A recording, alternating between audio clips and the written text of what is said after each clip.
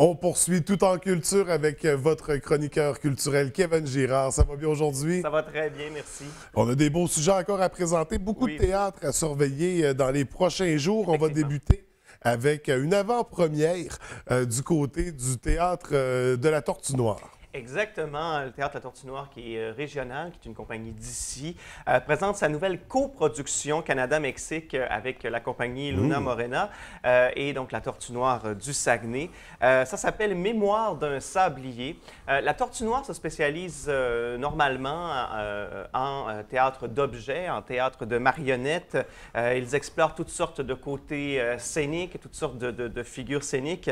Cette fois-ci, donc, on dit que les spectateurs sont invités à traverser 7 tableaux qui vont toucher un imaginaire différent par de la poésie sonore et visuelle.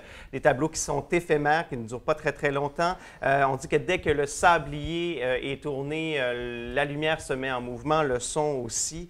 Il y a des acteurs qui vont prendre vie sur scène avec une marionnette aussi qui est de forme humaine. On va être transporté dans des univers petits et tout ça va être régi sous la forme d'un mécanisme d'une horloge, finalement.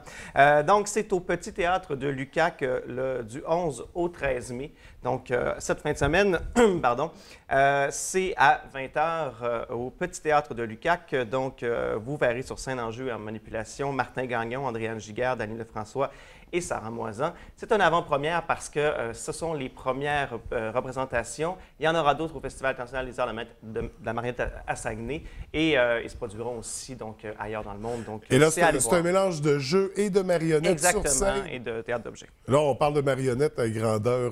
grandeur nature, oui. Grandeur nature, ça va être impressionnant. Ça devrait. Est-ce qu'ils vont partir au Mexique aussi avec ça?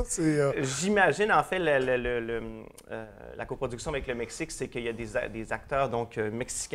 Quand je parle d'acteurs, je parle plutôt des metteurs en scène qui sont là, donc, qui viennent du Mexique. Donc, c'est une alliance, finalement, entre deux compagnies pour produire ce spectacle-là. Donc, un beau spectacle à découvrir et qui sera à redécouvrir également. On va poursuivre sous le thème du théâtre avec Théâtre Faux Coffre. Deux clowns qu'on aime beaucoup, Diogène et Piédestal, qui sont de retour sur les planches. Exactement. C'est le retour de deux spectacles du Théâtre du Faux Coffre avec les clowns noirs. Ça m'a bien fait rire. J'ai croisé Martin Giguère il n'y a pas très longtemps. Alias Diogène. Alias Diogène. Et je lui ai dit merci de reprendre les deux spectacles que j'avais manqués et que j'étais vraiment déçu d'avoir manqué. Donc, ce sont les solos. Il y a eu un temps, autour des années 2010, on a fait des solos des clowns noirs. Donc, tous les clowns noirs ont fait un solo. Et là, on reprend deux de ces solos-là, les lectures de Diogène et le conte bancaire de Piédestal. C'est à la salle Le Murdoch cette semaine et la semaine prochaine de mardi à samedi à 20h. Donc, on dit que pour les lectures, c'est très intéressant, les lectures de Diogène, c'est en fait Diogène qui reprend les manuscrits qu'il a écrits quand il était jeune, que Martin Giguère a écrit quand il était jeune, donc l'interprète. Quand il avait 9 ans, il a écrit une petite pièce qui s'appelait « Une minute à vivre ». Et là, bien entendu, comme il avait 9 ans, le texte va un peu de tous les côtés, mais Diogène va s'acharner à prouver que c'est le plus grand texte au monde. Alors, c'est fait, bien entendu, avec humour. On parle d'écriture, de littérature et Diogène se donne corps et âme pour que Madame Pépard, la détective héroïne de son roman, mette le grappin sur le meurtrier. Alors, c'est avec humour et ça parle de littérature. Et la semaine suivante, donc, c'est le conte bancaire de Piédestal.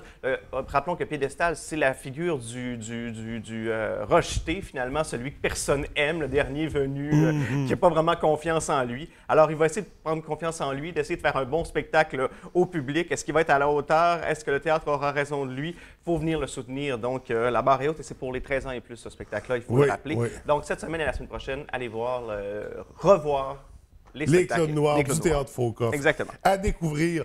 20e édition de la bibliovente de l'Association des bibliothèques publiques du Saguenay-Lac-Saint-Jean. Un grand titre. C'est un incontournable à chaque année, quand même, cette bibliovente-là, au hangar de la zone portuaire. C'est ce vendredi 12 mai de 16h à 21h et samedi le 13 mai de 9h à 17h. Et oui, c'est la 20e anniversaire sous le thème « Ça se fête en famille ».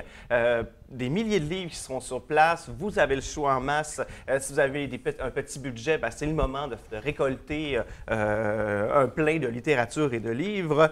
On dit que pour souligner l'anniversaire, il va y avoir de l'animation, toute la famille, le samedi de 9 h à midi. Il va y avoir même une animation de lecture pour les plus petits, une séance de maquillage pendant que les parents vont pouvoir bouquiner. C'est toujours à un bas coût, hein, c'est 3,50 $ du kilo du livre. Alors, vous ramassez ce que vous voulez et on pèse, ça coûte 3,50 $. Alors, c'est un événement à pas manquer pour tous les amoureux du livre. Je rappelle, ce vendredi et ce samedi dans la journée. Et là, il y a des livres de tous les genres, mais il y aura également des CD de musique, des DVD, des séries. Oui, c'est ça. Alors, c'est tout ce qu'on passe finalement des bibliothèques là, qui... On parle de près de 60 000 documents au total. Ça va être très impressionnant.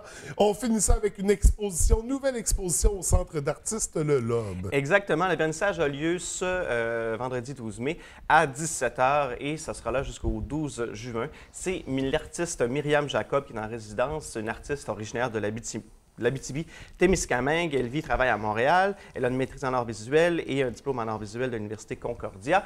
C'est donc une artiste qui va s'intéresser donc dans son exposition à la culture country western, plutôt du côté féminin. Elle veut s'intéresser donc à la façon dont la culture populaire va parler des femmes. Dans ce cas-ci, elle va utiliser donc une approche très interdisciplinaire avec la performance, la vidéo, du bricolage et une installation.